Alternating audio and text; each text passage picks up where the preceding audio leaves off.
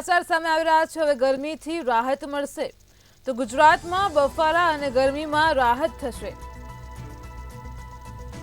હવામાન વિભાગની ગરમી અંગે આગાહી સામે આવી રહી છે તો હવામાન વિભાગે આગાહી કરી છે તે અનુસાર 3 દિવસ બાદ તાપમાનમાં 2 થી 3 ડિગ્રીનો ઘટાડો થશે।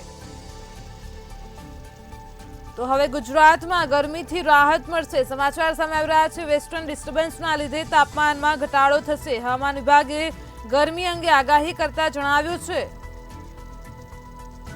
ગુજરાતમાં બફારા અને ગરમીમાં રાહત થશે। તો હવામાન વિભાગે ગરમી અંગે આગાહી કરી છે। સમાચાર સામે આવી રહ્યા છે 3 દિવસ બાદ તાપમાનમાં 2 થી 3 ડિગ્રીનો ઘટાડો થશે।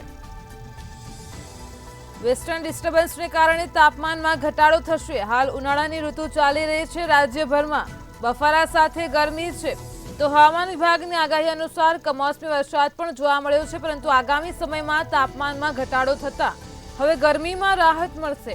વેસ્ટર્ન ડિસ્ટર્બન્સના કારણે તાપમાનમાં ઘટાડો થશે। હવામાન વિભાગે ગરમી અંગે આગાહી વ્યક્ત કરી છે તો હવે લોકોને ગરમીથી રાહત મળશે। 3 દિવસ પછી તાપમાનમાં 2 થી 3 ડિગ્રીનો ઘટાડો થશે।